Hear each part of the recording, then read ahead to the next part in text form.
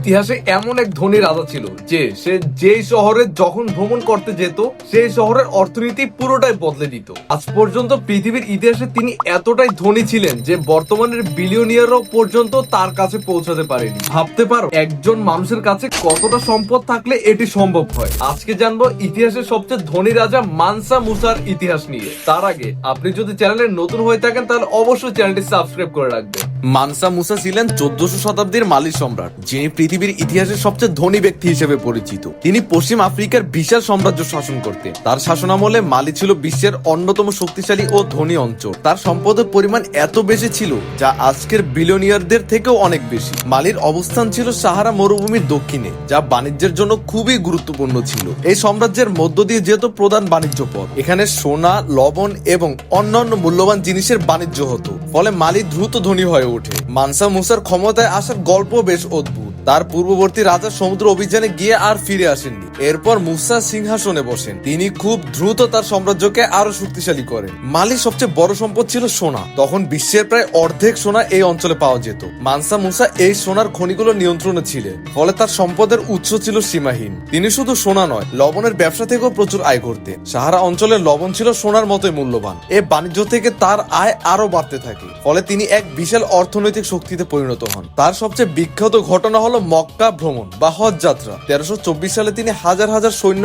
ও দাস নিয়ে এই যাত্রা করেন। তার সাথে ছিল অগণিত সোনা ও ধনসম্পদ। এই যাত্রাই তাকে বিশ্বজুড়ে পরিচিত গড়ে তোলে। মক্কায় যাওয়ার সময় তিনি মিশরের রাজধানী কায়রোতে থামেন। সেখানে তিনি এত সোনা দান করেন যে বাজারে সোনার মূল্য কমে যায়। এই প্রভাব বহু বছর ধরে ছিল। ইতিহাসে এমন ঘটনা খুবই বিরল। তার সাথে প্রায় 60,000 মানুষ ভ্রমণ করেছিল পরে ধারণা করা হয়। প্রত্যেকের হাতে ছিল সোনার বার বা ধনসম্পদ। 100-র বেশি উট সোনা বহন করেছিল। প্রতিটি উট প্রায় 130 কেজি সোনা বহন করত।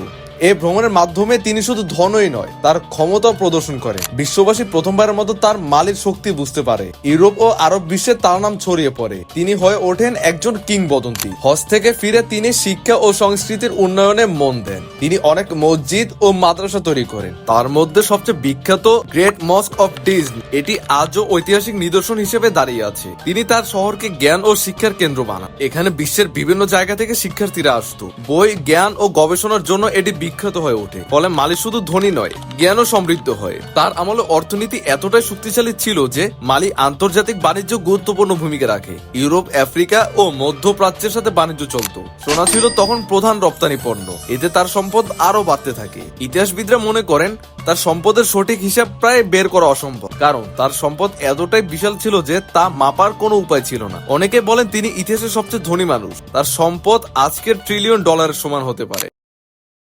তার মৃত্যুর পর ধীরে ধীরে মালির শক্তি কমে যেতে থাকে। তার উত্তরসূরিরা সেই ক্ষমতা ধরে রাখতে পারেনি। বাণিজ্য পথ পরিবর্তন হতে শুরু করে, ফলে সাম্রাজ্য দুর্বল হয়ে পড়ে। তবুও মানসা মুসার নাম ইতিহাসে অমর হয়ে আছে।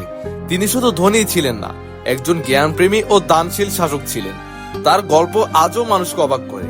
তিনি প্রমাণ করে গেছেন সম্পদ দিয়ে পুরো পৃথিবীর উপর প্রভাব ফেলা সম্ভব। ভাবতে পারো একজন মানুষ এত ধনী ছিল যে তার দানেই একটি দেশের অর্থনীতি কেঁপে উঠেছিল। তাহলে বলো, ইতিহাসের সবচেয়ে ধনী মানুষ মানসা মুসা আজকের বিলিয়নিয়ারদের থেকেও কি বেশি শক্তিশালী ছিল? আপনার মতামত সেটি অবশ্যই কমেন্টে জানাবেন।